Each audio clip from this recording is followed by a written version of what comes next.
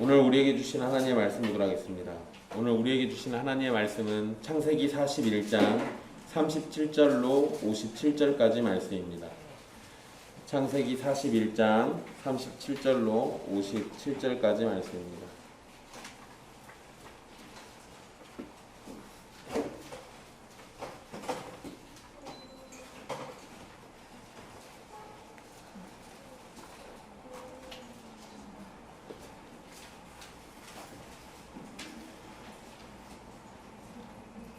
귀하신 하나님의 말씀 받들어서 읽도록 하겠습니다. 바로와 그의 모든 신하가 이 일을 좋게 여긴지라. 바로가 그의 신하들에게 이르되 이와 같이 하나님의 영에 감동된 사람을 우리가 어찌 찾을 수 있으리요 하고 요셉에게 이르되 하나님이 이 모든 것을 내게 보이셨으니 너와 같이 명철하고 지혜 있는 자가 없도다. 너는 내 집을 다스리라. 내 백성이 다 내 명령에 복종하리니 내가 너보다 높은 것은 내 왕자뿐이니라. 바로가 또 요셉에게 이르되 내가 너를 애굽 온 땅의 총리가 되게 하노라 하고 자기의 임장 반지를 빼어 요셉의 손에 끼우고 그에게 세마포 옷을 입히고 금사슬을 목에 걸고 자기에게 있는 버금스레에 그를 태우매 무리가 그의 앞에서 소리 지르기를 엎드리라 하더라. 바로가 그에게 애굽 전국의 총리로 다스리게 하였더라. 바로가 요셉에게 이르되 나는 바로라. 애굽 온 땅에서 내 허락이 없이는 수족을 놀릴 자가 없으리라 하고 그가 요셉의 이름을 사브낫 바네아라 하고 또 온의 제사장 보디베라의 딸 아스낫을 그에게 주어 아내로 삼게 하니라. 요셉이 나가 애굽 온 땅을 순찰하니라. 요셉이 애굽 왕 바로 앞에 설 때 30세라. 그가 바로 앞을 떠나 애굽 온 땅을 순찰하니 7해 풍년의 토지 소출이 심히 많은지라. 요셉이 애굽 땅에 있는 그 7년 곡물을 거두어 각 성에 저장하되 각 성읍 주위의 밭에 곡물을 그 성읍 중에 쌓아둔 곡식이 바다 모래같이 심히 많아 세기를 그쳤으니 그 수가 한이 없음이었더라. 흉년이 들기 전에 요셉에게 두 아들이 나되 곧 온의 제사장 보디베라의 딸 아스낫이 그에게서 낳은지라. 요셉이 그의 장남의 이름을 므낫세라 하였으니 하나님이 내게 내 모든 고난과 내 아버지의 온 집 일을 잊어버리게 하셨다 하며 차남의 이름을 에브라임이라 하였으니 하나님이 나를 내가 수고한 땅에서 번성하게 하셨다 함이었더라. 애굽 땅에 7해 풍년이 그치고 요셉의 말과 같이 7해 흉년이 들기 시작하매 각국에는 기근이 있으나 애굽 온 땅에는 먹을 것이 있더니 애굽 온 땅이 굶주림에 백성이 바로에게 부르짖어 양식을 구하는지라. 바로가 애굽 모든 백성에게 이르되 요셉에게 가서 그가 너희에게 이르는 대로 하라 하니라. 온 지면에 기근이 있음에 요셉이 모든 창고를 열고 애굽 백성에게 팔세 애굽 땅에 기근이 심하며 각국 백성도 양식을 사려고 애굽으로 들어와 요셉에게 이르렀으니 기근이 온 세상에 심함이었더라. 아멘. 이 말씀은 살아계신 하나님의 말씀입니다. 오늘 말씀은 지난 시간에 이어서 계속됩니다. 바로는 두 가지의 꿈을 꾸었는데 그것을 풀이하지 못해서 근심에 빠져 있었습니다. 그러는 중에 술 맡은 관원장이 요셉을 기억해냈고 요셉은 바로 앞에 나와서 바로의 꿈을 풀이해줬습니다. 이 과정에서 요셉은 자신에게 꿈을 풀이하는 능력이 있는 것이 아니라 하나님께서 하시는 것임을 말하였고 반복해서 바로가 꾼 꿈은 하나님께서 하실 일을 보이신 것이라고 말을 합니다. 자신을 드러내고 자랑할 수 있는 상황에서 요셉은 자신을 높이기보다 한결같이 하나님만을 높이는 아름다운 모습을 보여주었습니다. 오늘 말씀은 이렇게 꿈풀이와 애굽에서 찾아올 어려움을 해결할 방법을 제시한 요셉의 말을 이어서 계속 살펴보게 됩니다. 37절의 시작은 바로와 그의 모든 신하가 이 일을 좋게 여겼다는 말씀으로 시작됩니다. 지난주에도 말씀드렸는데요. 이 요셉이 꿈풀이를 시작한 이후로 다른 누구도 말하는 사람이 없었습니다. 요셉만 계속 말하고 있었죠. 그리고 종, 노예, 그리고 죄수인 신분에서 그런 신분의 요셉이 바로에게 가르치듯이 말하는 것 자체가 사실상 큰 문제가 있는 것처럼 보이지만, 그런데 37절의 기록은 요셉이 하고 있는 말, 그가 제시해준 모든 해결책들이 좋게 여겨졌다라는 말씀으로 제시가 됩니다. 애굽에 뛰어난 모든 박사가 꿈풀이를 하지 못했는데 요셉은 꿈풀이를 했고 바로와 그 신하들은 그것을 좋게 여겼습니다. 게다가 좋게 여겼다라는 것이 단순히 꿈풀이만을 의미하는 것이 아니라 요셉이 제시해준 해결책까지 포함하는 겁니다. 사실 앞으로 애굽의 기근이 찾아온다는 것은 반가운 소식이 아닙니다. 하지만 그것을 해결할 수 있도록 요셉이 제안한 방법이 바로와 신하들을 만족시켰다라는 겁니다. 사실 여러분, 우리 이런 거 있을 수 있잖아요. 그냥 왕이 내가 뭔 꿈을 꾸었다, 아니면 내가 어떠한 징조를 만났는데 이거를 풀이해다오 이렇게 얘기하니까 그것을 풀이해준 사람이 기분 나쁜 말 하면 그냥 왕이 그거 듣고 기분 나빠서 죽일 수도 있잖아요. 여러분 혹시 영화 보셨어요? 관상이라는 영화 보셨습니까? 거기에도 그런 비슷한 장면 나옵니다. 내가 왕이 될 상인가? 라고 물어보는데 거기다 대고 아니라고 이상한 소리 했다가 목이 잘려 죽습니다. 근데 여러분, 그런 비슷한 얘기는 사실 왕이라면 그냥 뭐 이럴 수도 있겠죠. 그런데 요셉이 이야기한 거에는 흉년이 든다라는 건 사실 좋은 얘기가 아니잖아요. 그런데 좋게 여겼다라고 얘기하는 건 그 흉년이 드는 아주 안 좋은 풀이지만 그런데 그것에 대한 해결책을 제시해 준다는 겁니다. 이게 아주 좋은 거죠. 여러분 혹시 점쟁이에게 가보신 적 있습니까? 점쟁이에게 가서 점을 보거나 아니면 관상가가 아니죠. 사주팔자 풀이하는 철학관 같은 데 가시면 여러분 그 뭐 하고 나서 결론이 뭐예요? 부적을 쓰거나 구술하거나 결국 결론이 뭐예요? 돈을 내란 얘기죠. 돈을 내란 얘기입니다. 그런데 요셉의 꿈풀이는 돈을 내라는 게 아니라 돈을 벌 수 있는 방안을 제시해줘요. 물론 여러분 여기서 지금 제가 무슨 자본주의의 논리로 이걸 투의하려고 하는 건 아닙니다. 그런데 요셉이 단순히 그것만 꿈풀이만 얘기한 게 아니라 애굽이 할 수 있는, 그들이 직접 할 수 있는 것들에 대한 해결책을 제시해 준다는 겁니다. 그러니까 이렇게 놓고 보면 요셉이 하고 있는, 얘기해주고 있는 모든 것들이 바로와 그의 신하들에게 좋게 들리지 않을 이유가 전혀 없습니다. 정말 고마운 거죠. 사실 앞으로 애굽의 기근이 찾아온다는 거, 이거 정말 반가운 소식은 아니지만 그에 대한 해결책을 제시해 줌으로 바로와 신하들이 만족합니다. 이 바로가 좋게 여겼다 이렇게 표현되고 있는 것만으로도 바로가 근심하던 것이 해결되었다는 의미가 되기도 합니다. 요셉이 말한 것과 같이 하나님께서 바로에게 꿈의 뜻을 알려주시니까 그 해결책을 들은 바로는 평안한 상태가 되었죠. 분명 지난주에 우리 살핀 말씀에 그랬습니다. 하나님께서 바로에게 평안한 말을 주실 거라고 그랬어요. 그리고 정말로 바로는 요셉의 말을 듣고 평안을 누리게 됩니다.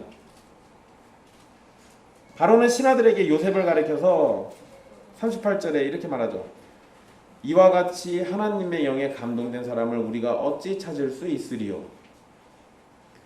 여러분 고대 근동에서는 신의 영이 그 신의 종들에게 능력을 부여하는 것으로 이해를 했습니다. 그러니까 바로가 요셉을 하나님의 영에 감동된 사람이라고 말하는 것은 달리 얘기하면 이 사람은 하나님의 종이다라고 인정하고 있는 거예요.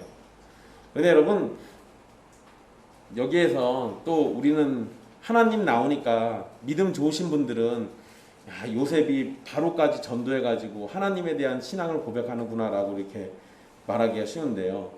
여기에서 하나님은 원어로는 엘로힘이 맞아요. 그런데 우리가 믿는 여호와 하나님을 의미하는 건 아닙니다. 바로가 말하는 하나님, 엘 또는 엘로힘이라는 단어는 그 당시에 그냥 고대 근동에서 그냥 여러 신들을 지칭하는 표현이기도 해요. 그러니까 바로가 말하는 하나님은 요셉이 믿는 하나님이 아니라 자기가 믿는 신을 얘기한 겁니다.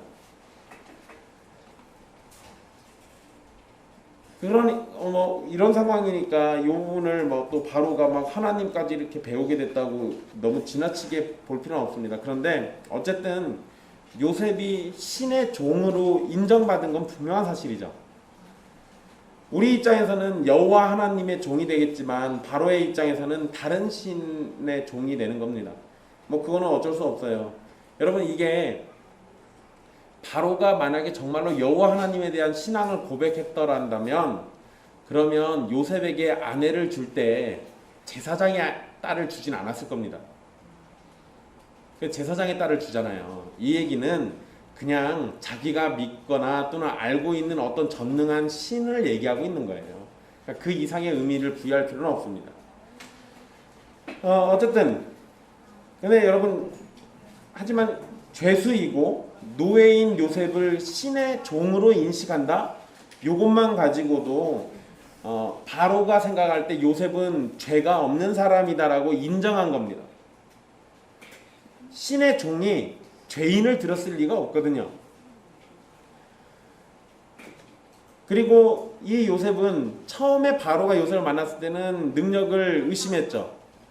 그렇지만 이제는 능력이 있는 사람으로 인식을 하는 겁니다.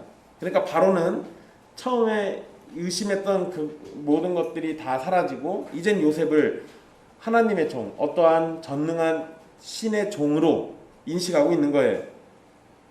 그리고 원래는 감옥에 갇혀 있었잖아요. 하지만 이 사람의 능력이 나타남과 동시에 이 사람은 무죄하다라는 증거가 되어버린 겁니다. 요셉은 하나님으로부터 꿈에 대한 해석도 받았고 애굽으로 찾아올 문제를 해결할 해결책도 제시해줬습니다.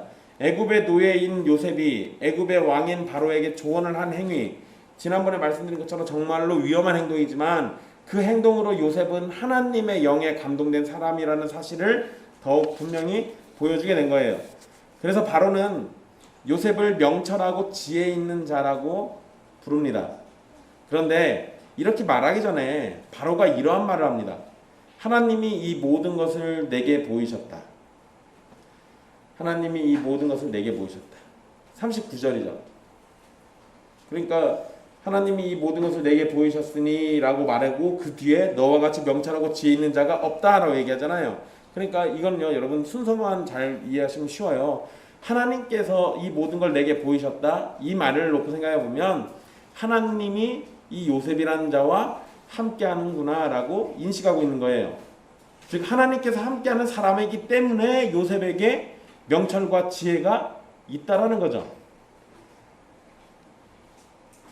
이것은 이 앞에서 얘기한 것처럼 하나님의 영에 감동된 사람을 우리가 어떻게 찾겠냐라고 말한 것과 이어지는 내용입니다. 바로는 이러한 이유를 들면서 애굽을 다스리라고 말을 합니다. 여러분, 총리되는 게 정말 쉽네요. 하나님의 영에 감동되면 됩니다.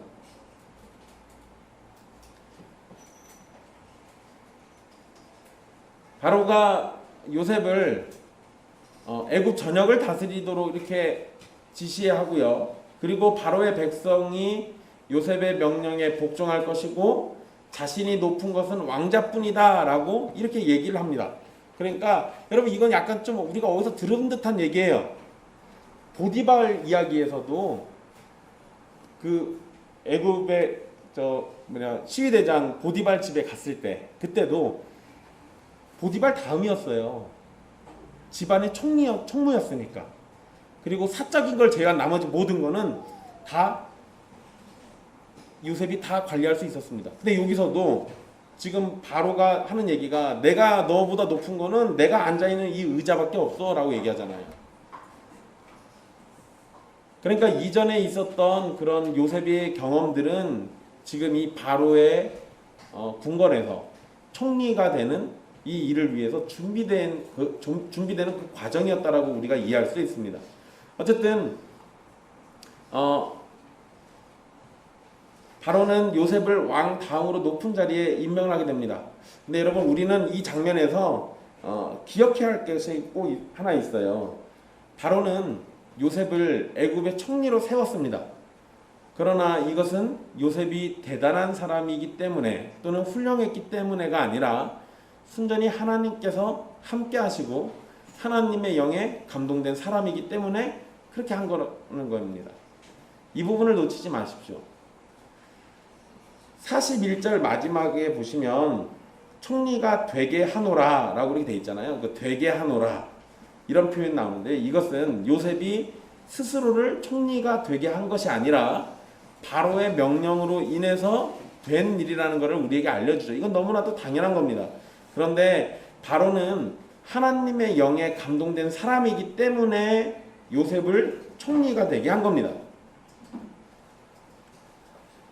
이러한 말씀들을 생각해 보면 요셉이 꿈을 꿔서 훌륭한 사람이 되었다는 식의 해석은 거절해야 하는 겁니다. 이거는 이전에도 몇 번 말씀드렸던 거예요. 요셉은 꿈을 꿔서 총리가 된 게 아니라 하나님께서 요셉에게 은혜를 베푸시고 함께 하셨기 때문에 총리가 될 수 있었던 겁니다.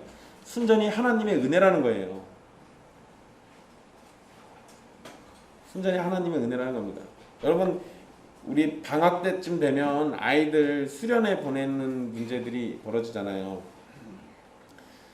제가 전도사로 있을 때부터 지금까지 수련회에서 이런 것들, 특히 초등학교 고학년이나 중고등학생들 수련회에는 빠지지 않고 등장하는 게 있는데 비전이에요. 비전.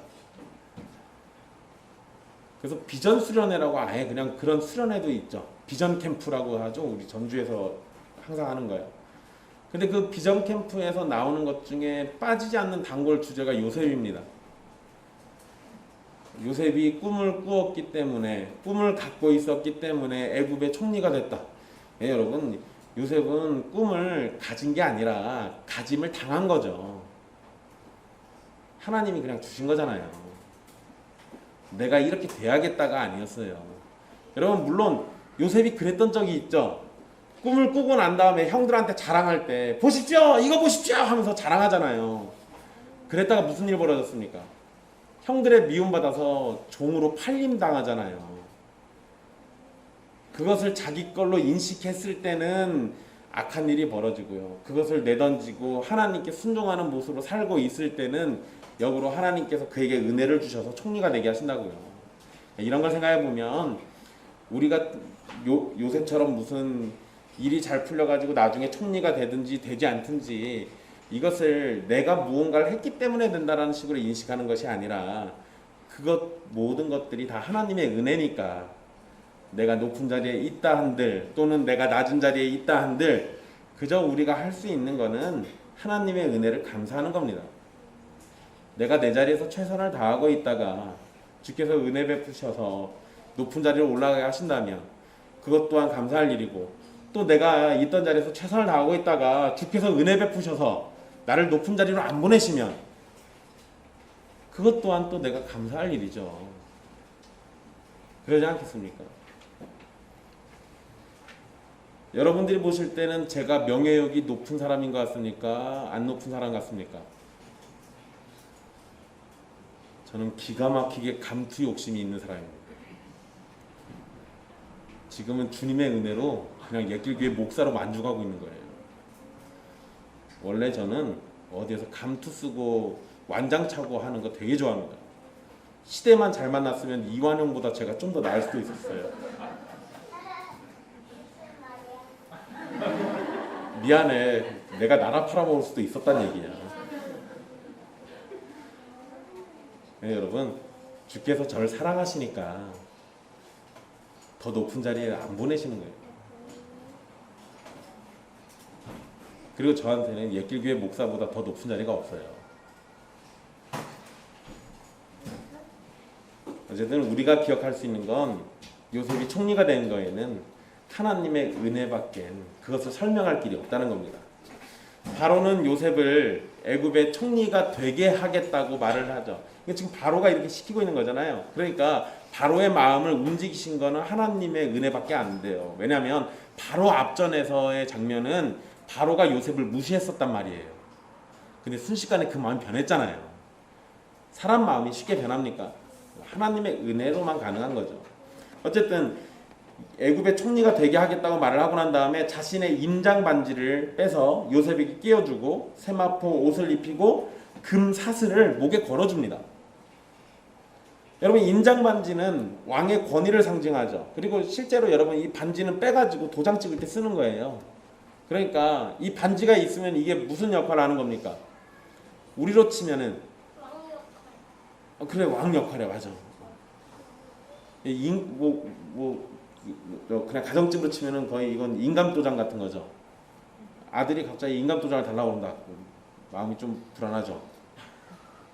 근데 여러분, 이거 지금 바로가 반지를 빼가지고 손에 끼워주잖아요. 원래는 이렇게 하는 게 아니고요. 반지는 항상 왕이 갖고 있고, 총리가 일을 다 벌리더라도 왕한테 재가를 받아야 돼요. 허락을 받고 나서 이거 빼가지고 도장 찍고 가져가는 겁니다. 그러니까 왕이 아무리 허수아비 같아도 요거는 왕의 손에서 뺏는 거 아니에요. 그런데 이거는 바로가 스스로 뺏어 줬단 말이에요. 그러니까 지금 애굽에서 가장 높은 사람은 바로를 제외하고는 요셉밖에 없는 거예요. 게다가 사실 요셉은 이게 인장 반지가 빼가지고 요셉 손에 끼워졌다는 얘기는 요셉이 왕 같은 존재라는 거죠. 그 다음에 그러니까 여러분 이거는 이 인장 반지는 왕의 이름으로 명령이나 문서를 보낼 때 사용되는 거기 때문에 그냥 이제부터는 요셉이 하는 거는 그 자체로 왕의 명령입니다. 정말 대단한 위치죠. 또 세마포 옷은 특별한 사람들만 입는 그 고급 옷감을 얘기하는 겁니다. 요셉은 종과 노예의 옷을 벗고 존귀한 자를 나타내는 세마포 옷을 입게 된 거예요. 야곱이 색동옷을 입혔던 요셉, 그 요셉은 다시금 존귀한 사람임을 증명하는 세마포 옷을 입게 됩니다. 여러분, 제가 색동옷을 알록달록한 옷이 아니라 소매가 긴 옷이라고 설명드리는 거 기억나십니까? 아니요. 기억 안 날까봐 한 번 더 물어봤어요. 그냥 우리나라 성경에는 색동옷이라고 해서 알록달록한 옷인가 보다 생각하기가 쉬운데 소매가 긴 옷이에요. 소매가 긴 옷. 나중에 다윗의 딸도 이 소매가 긴 옷을 입고 등장합니다. 이거는 왕족들을 상징하는 옷이고요. 또 이 소매가 긴 옷은 멀리서 봐도 소매가 긴 걸 입으면 저 사람은 존귀한 사람이구나 라고 인식할 수 있는 건데 애굽에서는 그게 세마포 옷이라는 거예요. 그러니까 여러분 이게 상황이 이렇게 된 겁니다. 요셉은 원래 색동옷을 입고 살았던 존귀한 자였죠. 그런데 한순간에 옷을 다 뺏기고 노예의 옷을 뒤집어 썼다가 나중에 죄수의 옷을 입고 나중에는 다시 세마포 옷으로 존귀한 자의 옷을 입는 거예요. 그러니까 위치가 가장 영광스러운 위치에 있다가 밑으로 추락했다가 다시 높아지고 있죠. 이거 약간 뭐랑 비슷하지 않습니까? 예수님의 낮아지심과 높아지심과 비교돼요. 약간 좀 그거랑 비슷한 얘기입니다. 사실 여러분 전에 잠깐 말씀드렸는데요. 요셉과 관련해 가지고는 예수님과 관련된 예언적 성격을 띤 어떠한 그러한 말씀들이 요셉과 비교해 가지고 100가지가 넘어요. 이렇게 예수님에 대해서 예표로 잘 사용될 만한 사람이 없어요. 그거는 제가 거의 다 생략했습니다. 어쨌든 이런 부분들도 비슷한 거예요. 야곱이 색동옷을 입혔던 요셉은 다시 이렇게 존귀한 자의 옷을 입게 되는데요. 형들은 색동옷을 벗겼고 보디발의 아내도 요셉의 옷을 벗겼고, 그런데 하나님의 계획을 따라 바로를 통해서 존귀한 자를 나타내는 세마포 옷을 입게 됐습니다. 여러분 이게 참 재미난 게요. 이 지역에서 바로가 입힌 옷을 벗길 사람이 아무도 없어요. 이거는 이제 불가능한 일이 됐습니다. 바로가 친히 벗기지 않는 이상 그 일대에서는 이 요셉의 옷을 벗길 수 있는 사람이 아무도 없어요. 어쨌든 또 게다가 금사슬을 목에다가 걸어주죠. 제가 이거 우리 성경에 금사슬로 돼 있어가지고 어렸을 때 되게 힘들었습니다. 도대체 발목에다가 사슬을 채우는 건 맞는데 목에다가 아무리 좋아도 그렇지 금사슬을, 이게 그냥 금목걸이에요. 네, 역시 우리 한글 성경은 이렇게 뭔가 느낌 있게 이렇게 금목걸이를 얘기하는 건데요. 이건요 여러분 이 애굽의 기록에 보면 바로 왕이 그 신하에게 줄 수 있는 가장 최고의 선물 중에 하나가 이 금목걸이랍니다. 그래서 왕이 주는 가장 높은 표식 중에 하나, 관직 임명을 할 때 주는 가장 좋은 선물 중에 하나가 이 금목걸이에요. 그러니까 이것을 다시 채운다는 건 공식적으로 요셉은 애굽의 관리로 임명하고 있는 거죠. 이 모든 건 하나님의 크신 은혜인 겁니다. 하나님은 정말 크신 은혜예요.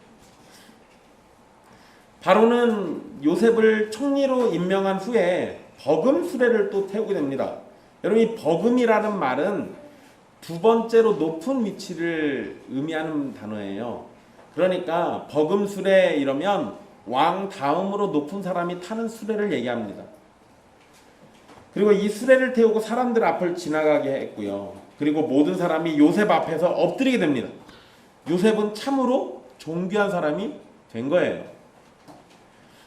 어제의 죄수가 오늘의 총리가 됐죠. 이렇게 신분이 확 바뀔 수 있는 것은 하나님의 은혜가 아니고서는 설명할 길이 전혀 없습니다. 그리고 바로는 요셉에게 사브낫 바네아라는 이름을 지어주게 됩니다. 이게 45절에 나와 있는데요. 사브낫 바네아. 근데 여러분 이 이름은 애굽의 이름이어서 그리고 고대 애굽어에서 사용되는 이름이라 이게 의미가 정확하진 않습니다. 그런데 이제 학자들이 나름대로 연구를 해가지고 뭐 찾아낸 의미가 하나님께서 말씀하셨고 그는 살아계신다 이런 의미일 거다라고 이렇게 학자들이 얘기를 해줘요. 근데 뭐 의미는 사실 정확하진 않습니다. 그리고 여러분 근데 여기서 이름을 바꿔주는 거는요. 이름이라는 건 그 사람의 존재를 나타내거든요. 근데 애굽 이름을 주잖아요. 그러니까 원래는 요셉은 어디 사람이에요? 히브리 사람이죠. 그런데 이제 애굽 이름을 줬기 때문에 이 사람은 더 이상 히브리 사람이 아니라 애굽 사람으로 인정해 주는 거예요. 그리고 이거는 바로가 파격적인 그런 임명을 한 건데요. 애굽의 아주 가장 높은 위치에 올라가 있는 관리를 시키는데 외국 사람을 시킨다? 이러면 밑에 있는 신하들이 기분 나쁠 수 있잖아요. 그러니까 이름까지도 그냥 바꿔줘 버린 겁니다. 게다가 바로가 좀 정치적인 건데요. 이 아내, 요셉에게 아내를 주죠. 요셉에게 아내를 줍니다. 여러분 이렇게 보면 요셉은 약간 좀 불행한 사람인 것 같기도 해요. 사랑하는 여자와 결혼해야 하는데 그냥 줘가지고 결혼했어요. 뭐 어쨌든 아들 둘 낳은 거 보면은 그래도 사랑한 것 같긴 한데. 근데 여러분 이 아내를 뭐라고 부르냐면 보디베라의 딸, 보디베라라는 제사장의 딸 아스낫이라고 부릅니다. 근데 여러분 이 보디베라라는 말 또 어디서 많이 들어본 거 같지 않습니까? 이 재미나게도요. 이 보디베라가 보디발의 또 다른 이름이에요. 그 보디발을 보디베라라고도 합니다. 그런데 이제 여기에서 그러면 우리가 혼란이 오죠. 아니 그 앞에 계신 그 보디발은 시위대장이었는데 여기 또 제사장이잖아요. 그러니까 이 같은 이름을 쓴 동명이인이라고 보시면 돼요. 만에 하나 동일인이라고 하면 이 모양새가 또 이상해지죠. 왜냐하면 보디발의 아내가 요셉을 어떻게 하려고 했는데 그 안 됐잖아요. 근데 그 딸하고 결혼시킨 거잖아요. 그러니까 이게 막장 드라마가 생길 수 있는 여지가 있어요. 근데 여러분 여기에서 제가 왜 정치적이라고 그랬냐면 제사장은 굉장히 고위직이에요. 그런데 그런 고위직의 딸과 결혼을 시켰기 때문에 이제 요셉을 히브리 사람이라고 비난할 수가 없어요. 이름도 애굽 이름으로 바꿔줬고 그러니까 바로 입장에서는 애굽에서 요셉이 활동하는데 지장받지 않도록 이렇게 충분하게 장치들을 해준 겁니다. 그리고 이 아스낫 이 아내에게서 2명의 아들을 얻게 됩니다. 이제 뒷부분에 나오는 건데요. 여러분 46절 말씀 보면 요셉이 애굽 왕 앞에 섰을 때 나이가 30세다라고 기록되어 있습니다. 그런데 요셉이 17살에 노예로 팔려갔으니까 그러면 노예와 그 죄수로 지낸 세월이 총 13년이라는 거예요. 총 13년. 죄수로 지낸 건 정확하게 시기를 알 수 없는데 최소 2년 이상이죠. 어쨌든 13년이라는 세월 동안 노예로 지냈고 죄수로 지내면서 감옥에 있었습니다. 여러분 요셉에게는 고난이 가득했던 13년인데 하나님께서는 뜻을 정하시고 그렇게 하셨어요. 그러니까 고난 가운데 요셉을 홀로 두시지 않고 항상 함께 하셨잖아요. 그 하나님께서 자신의 뜻을 따라서 계속 요셉을 돌보고 계셨고 결국 모든 고난의 때를 지나고 나서 애굽의 총리가 되게 하셔서 괴로운 때를 보상받도록 하셨습니다. 그런데 여러분 여기에서 우리가 놓치면 안 되는 것이 애굽 총리가 된 것이 요셉에게 모든 보상을 다 준 걸로 이해하시면 안 됩니다. 사실 이거는 보상의 시작이었고요. 요셉이 고난받은 거에 대한 가장 최고의 보상이 무엇이냐면 요셉의 고난 때문에 요셉의 가족들이 다 살게 된다는 거예요. 제가 왜 이 얘기를 드리냐면 여러분 예수님이 십자가에 죽으시고 부활하시잖아요. 부활하신 걸로 그의 영광이 회복됐다. 이렇게만 이해하면 단편적인 겁니다. 부활하신 그 사건까지 해서 하나님은 예수 그리스도가 자신 안으로 불러 모은 사람들을 구원해 주시거든요. 그 구원받은 자들이 예수 그리스도의 영광이에요. 그것이 예수님의 고난의 최고의 보상이고요. 그렇게 보면 여러분들 한 사람 한 사람은 지극히 낮은 자 그리고 무익한 종이라고 불릴지 모르지만 예수 그리스도에게는 여러분들 한 사람 한 사람이 지극히 소중한 자들이고 하나님 앞에서 받은 상급이 되는 겁니다. 놀라운 일이죠. 나 같은 것이 상급이 된다? 있을 수 없는 거예요. 하나님이 우리를 그만큼 높여주고 계신 겁니다. 47절 말씀 보면 요셉이 바로에게 말한 것과 같이 7해 동안 풍년이 들었습니다. 근데 여러분 지난주에 말씀드린 것처럼 풍년에 대한 얘기는 한 절밖에 없었어요. 29절에 보면 온 애굽 땅에 7해 큰 풍년이 있겠고 라고 돼 있고 30절 31절에는 흉년에 대한 거를 제가 5번 다른 표현으로 이게 사용된다고 말씀드렸습니다. 그러니까 저렇게만 놓고 보면 흉년이 굉장히 큰 거고 풍년은 그냥 풍년인 것처럼 느껴지잖아요. 그런데 오늘 말씀에 보면 그 풍년에 대한 자세한 설명이 등장을 합니다. 어쨌든 이 7년 동안 풍년이 있었는데 요셉은 7년 동안 수확된 곡식의 5분의 1, 즉 20%를 각 성에 저장을 합니다. 근데 여러분 나중에 보면 이때 저장한 걸 가지고 애굽 백성들과 그 주변 국가에게 나눠주죠. 양식을 이제 돈 받고 팔고 가축 받고 팔고 나중에는 토지를 받아서 팔아요. 그러잖아요. 근데 다 팔고도 애굽은 계속 먹을 게 있었어요. 그러니까 이렇게 놓고 보면 풍년 때 걷어들인 것이 흉년 때 쓴 것보다 훨씬 더 많은 거예요. 그러니까 여러분 제가 이 얘기를 왜 드리냐면 흉년이 강조됐지만 하나님은 그것을 이길 수 있도록 넉넉한 풍년을 이미 주셨다는 겁니다. 이건 신앙생활의 여정에서도 비슷해요. 여러분들에게 고난을 주실 때 그 고난을 이길 수 있는 풍년과 같은 것을 넉넉하게 이미 주시는 거예요. 단지 우리는 뭐만 봅니까? 흉년만 봐요. 내 통장에 돈이 막 쌓이는 거는 별로 그렇게 중요하게 안 보다가 갑자기 막 깎여서 나가는 것만 보죠. 이러면 이제 심란해지지 않습니까? 네, 여러분 하나님이 먼저 우리에게 그것을 이길 수 있도록 주신다는 걸 잊어버리지 마세요. 그거를 놓치면 하나님이 자꾸 내 거 뺏는 것만 보여요. 그러면은 불평불만과 만족하지 못하는 신앙인이 되는 겁니다. 성경의 표현에 보면 49절에 쌓아둔 곡식이 바다 모래같이 심이 많아 세기를 그쳤다라고 돼 있어요. 여러분 이게 20%씩 각 성에 저장을 했는데 이게 나중에 쌓아둔 게 너무 많아가지고 세다가 세는 걸 이제 포기해버린 겁니다. 너무 많아가지고. 이렇게 풍년의 때를 지내는 가운데 요셉에게는 두 아들이 태어났다라고 성경에 기록되어 있습니다. 50절부터 나와 있는 말씀인데요. 첫째 아들은 므낫세, 하나님이 자신의 모든 고난과 아버지의 온 집안일을 잊어버리게 하셨다. 이런 의미로 지었고요. 둘째 아들은 에브라임이라고 지었습니다. 에브라임은 그냥 간단하게는 뭐 번성 이렇게 될 수 있는데요. 하나님이 자신을 수고한 땅에서 번성하게 하셨다라는 의미로 이렇게 짓게 됩니다. 두 아들의 이름은 모두가 하나님을 찬양한다라는 의미가 포함되어 있죠.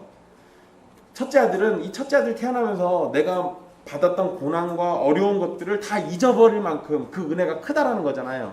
하나님 찬양하고 있고, 두 번째는 내가 하나님 때문에 이렇게 번성하게 됐습니다라고 또 찬양하고 있죠. 그러니까 자식은 다 그냥 찬양의 의미를 담고 있는 거예요. 므낫세는 하나님의 보호하심을 찬양하는 거고 에브라임은 하나님의 복주심을 찬양하는 의미가 있는 거죠. 여러분 여기에서 요셉은 므낫세를 낳고 고난과 아버지의 온 집 일을 잊어버렸다라는 말을 하잖아요. 그런데 여기에서 오해하시면 안 되는 게 아버지의 집을 잊어버린 게 아니라 아버지의 집 일을 잃어버린 거예요. 그러니까 아버지의 집에서 살 때 당했던 일을 잊어버린 겁니다.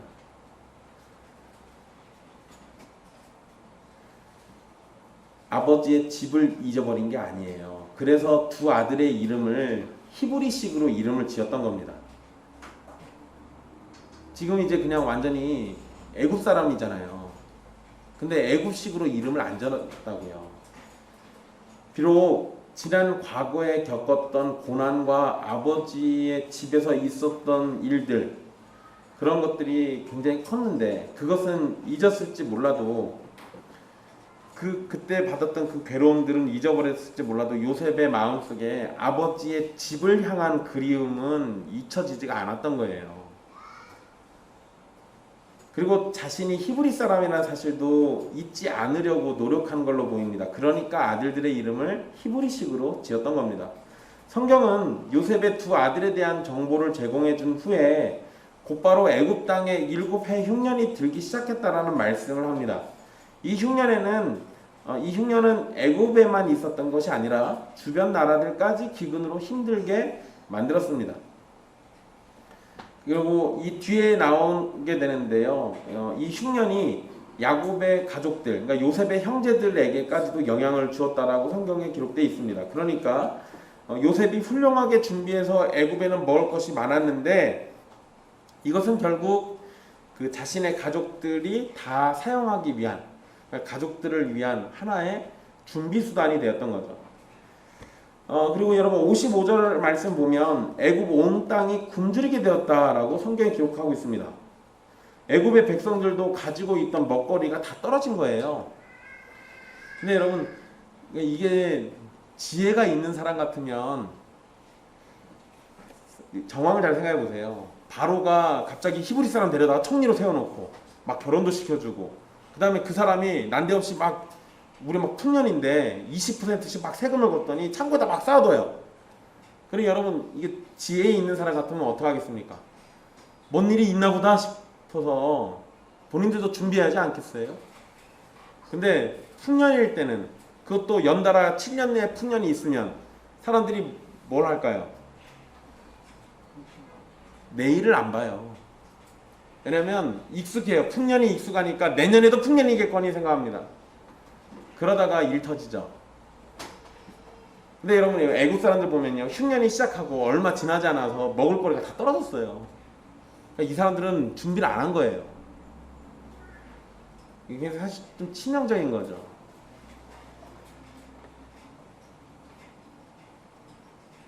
어쨌든 이렇게 먹을 거리가 다 떨어져서 그 백성들은 바로에게 양식을 구하러 갑니다. 그런데 바로는 총리인 요셉에게 사람들을 다 보내요. 그리고 요셉은 그들에게 창고를 열어서 양식을 팔게 됩니다.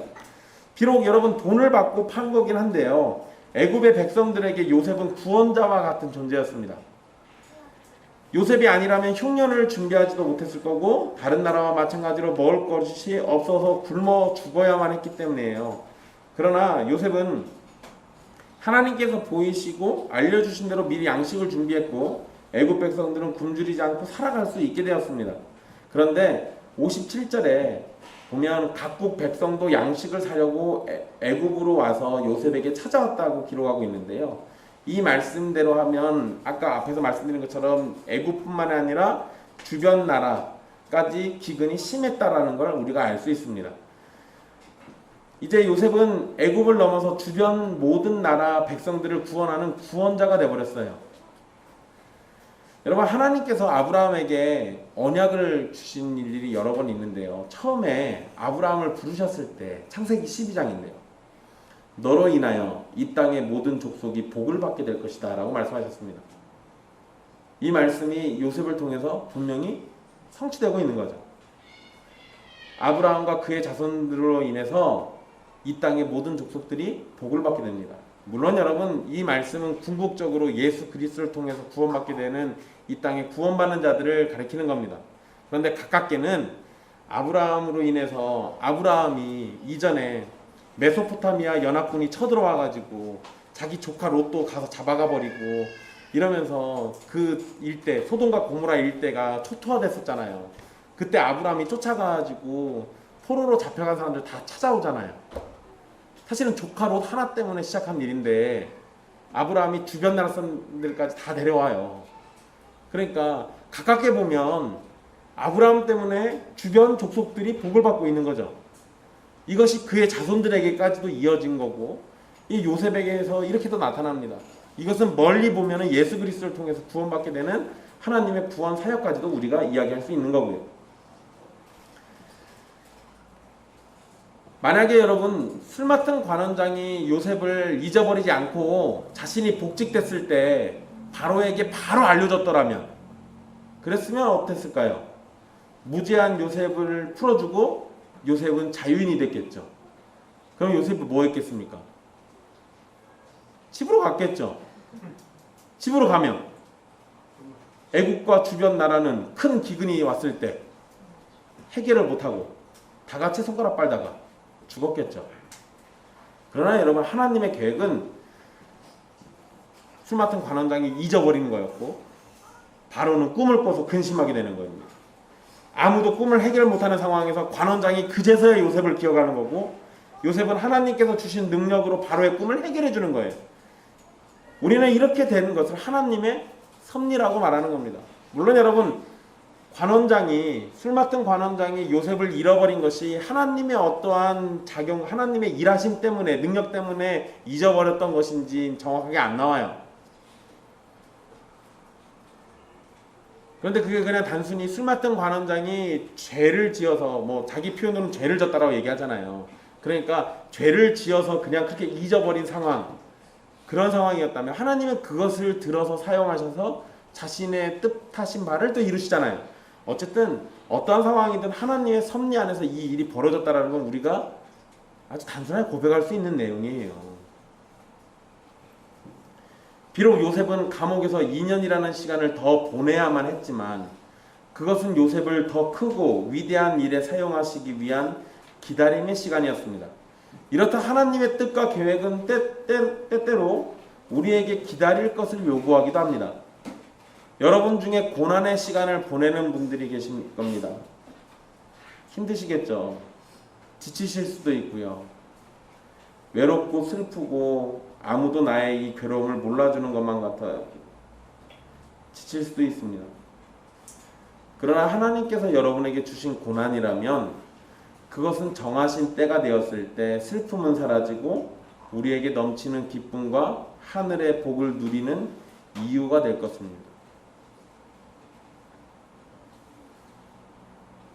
만약에 여러분들이 자청해가지고 죄져가지고 고난받는 거라면 아무것도 기대하지 마십시오. 하나님이 안 죽이시는 것만으로도 복받고 있는 거니까요. 제가 이렇게 얘기하고 끝내면 여러분들 마음이 굉장히 무거워가지고 힘드실 겁니다. 여러분들이 짓는 죄 때문에 하나님이 징계는 하시겠지만 그럼에도 하나님은 여러분들 버리시지 않잖아요. 만약에 그렇다면 하나님이 나에게 나의 죄와 상관없이 주시는 고난이라면 그것으로 나를 더 든든히 세우실 것은 얼마나 더 확실한 일입니까?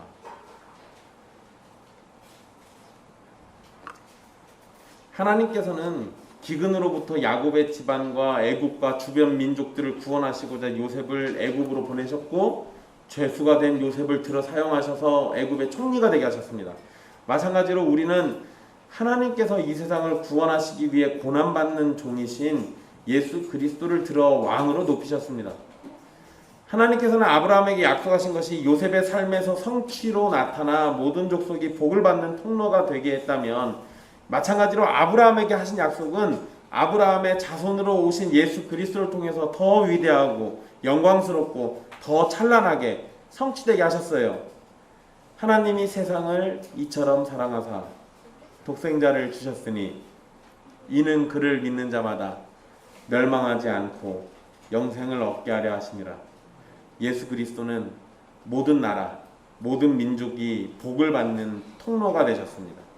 그를 믿는 자는 멸망하지 않고 영생을 얻게 됩니다.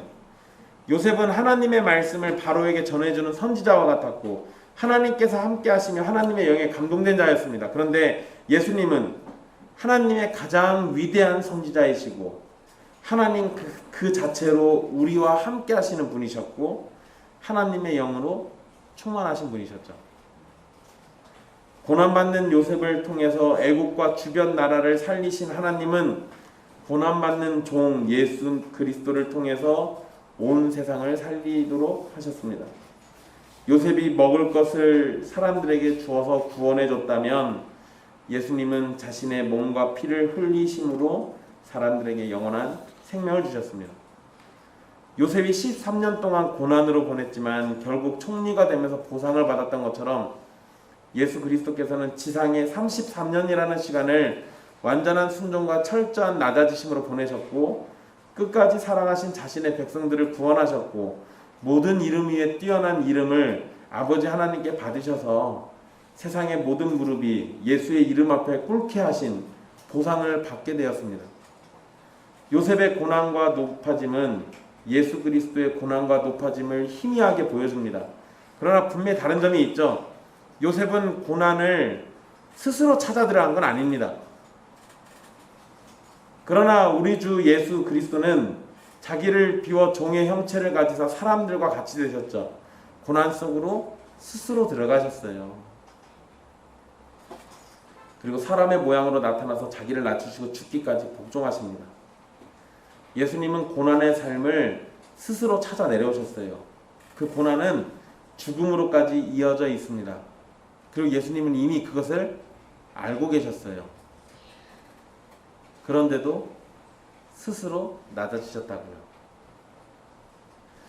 분명 예수님은 자신이 십자가에서 끔찍하게 죽어갈 것을 알고 계셨지만 온 세상의 구주가 되시기 위해서 자신이 택하신 백성들을 구원하시기 위해서 하나님 아버지가 주신 자기 백성들을 구원하시기 위해서 이 땅에 교회를 세우시고 모으시기 위해서 거침없이 고난의 삶으로 들어가셨습니다. 아주 단순하게 보면 하나님이 나 때문에 우리 주 예수 그리스도 성자 하나님이 여러분 때문에 그렇게 하셨다고요.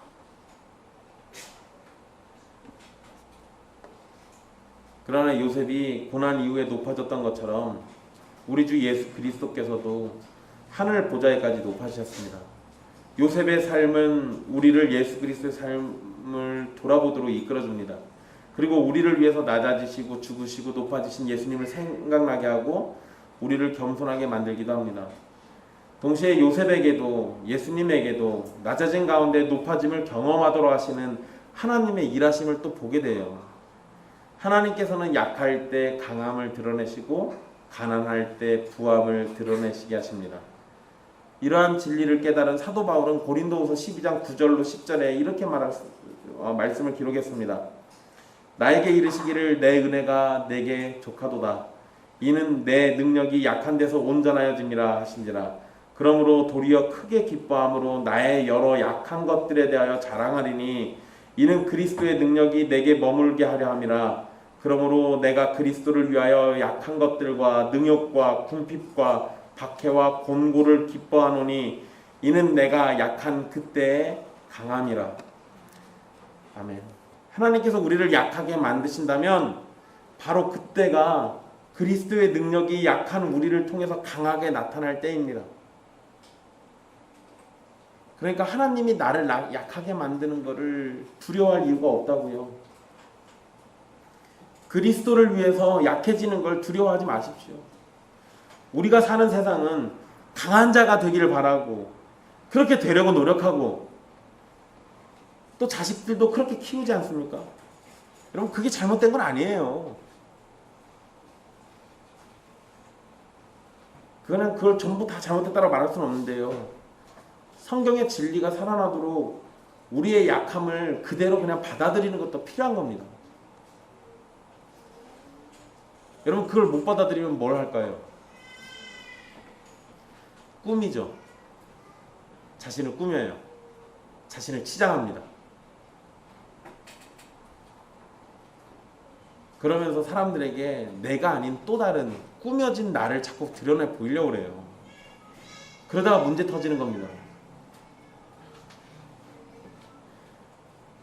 우리는 구원에 있어서 약하고 거룩함에 이르는 데 있어서도 약하죠. 하나님의 율법 앞에서도 약하고 하나님과의 관계에서도 약합니다. 우리는 사실상 아무것도 강하지 않습니다.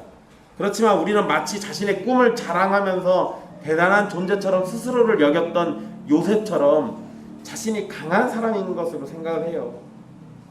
자신에 대해서 잘못 알고 있는 우리들을 향해서 하나님께서는 약함이 드러나도록 하십니다. 여러분들을 때때로 여러분들 스스로가 여러분을 모를 때가 있어요. 그럴 때 하나님이 여러분들을 약하게 만드신다고요. 그때 그 약함이 찾아오는 것을 기이하게 여기지 마시고 그렇게 드러난 나의 약함 때문에 나라는 존재가 어떠한 위치고 어떠한 수준인지를 깨닫게 됐을 때 오히려 그렇기 때문에 나에게 모든 걸 주실 수 있는 예수 그리스도를 더 의지하고 바라볼 수 있는 겁니다. 요셉이 13년을 노예와 죄수로 살아야만 했던 것처럼 우리는 무엇인가에 매이고 어려움을 당하면서 우리가 얼마나 나약한 존재인지를 분명하게 배우고 깨닫게 됩니다. 우리가 구원을 받는다고 할 때 우리의 잘남이나 뛰어남이나 부유함이 구원의 근거가 되는 거 아니지 않습니까? 오히려 우리의 약함이 드러날 때 우리를 구원하시는 예수 그리스도의 강함이 드러나죠. 그리고 강하신 우리 주 예수 그리스도께서는 그 강하신 능력으로 우리의 원수 마귀를 이기시고 사망 권세를 이기시고 죄로 물든 우리의 본성을 깨뜨리시고 우리를 구원으로 인도해 주십니다. 그러니 우리의 약함이 드러날 때 바로 그때가 은혜 받기에 가장 알맞은 때입니다. 사랑하는 형제 자매 여러분, 요셉이 죄수의 몸에서 풀려나 애굽의 총리가 될 것이라고 생각을 했을까요? 죄인의 몸으로 있는 자신이 애굽의 힘이 있는 제사장 가문과 결혼하고 자식을 낳게 될 것이라고 생각을 했을까요? 요셉이 하나님께서 주신 꿈을 마음에 두고 있었다 해도 그것이 이렇게 큰 은혜를 받게 될 것이라고는 생각하지 못했을 겁니다. 그러나 하나님께서는 가장 약해진 바로 그때 마치 소망이 다 끊어지고 그 어떠한 것도 의지할 것이 없다고 여겨지는 바로 그때 요셉에게 은혜를 베푸셨어요. 마찬가지로 우리가 약해지고 의지할 것이 전혀 없다고 생각될 때 우리를 구원하시고 의지할 바위와 산성이 되시며 우리를 보호하시고 돌보시는 방패와 수호자가 되시는 하나님이 계시다는 사실을 기억하십시오. 내 삶이 내 마음대로 안 될 때 있죠. 사실 대부분 그러지 않습니까? 내 삶이 내 마음대로 안 됩니다. 여러분 저는 제가 자전거 타고 나가면 살이 쪽 빠져가지고 아주 좋아질 줄 알았어요. 그리고 이렇게 아플 거라고 생각도 못했습니다. 심지어 여러분 저는 그 전에 제가 차에 치인 적이 몇 번 있어도요 한 번도 어디가 부러진 적이 없어요. 축구를 하다가 누구랑 부딪혀도요 저랑 부딪힌 사람이 다리가 부러졌지 제가 부러진 적은 단 한 번도 없습니다. 저는 하나님이 제 몸을 강철로 만드신 줄 알았어요. 그러니 뭐 그까짓 거 새벽에 나가지고 운동 좀 해도 괜찮을 줄 알았는데요. 그러고 그렇게 골골거리면서 살 거라고는 생각도 못했습니다. 네, 여러분 병원에 누워가지고 아무것도 못할 때 그러니까 비로소 은혜 주시는 하나님이 눈에 보이기 시작했어요. 아무것도 못하고 있는 그렇게 누워있는 저를 여러분들이 문병 찾아올 때요 그제서야 여러분들을 통해 가지고 제가 사랑받고 있는 걸 그때서야 알았어요.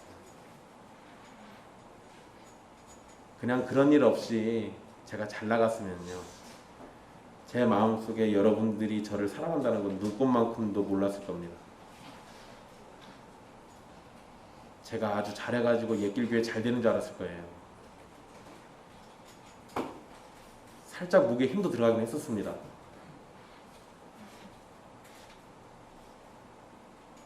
근데 무너져 내려서 아무것도 할 수 없다라고 느낄 때 하나님이 얼마나 크시고 위대한지 그때 알았어요.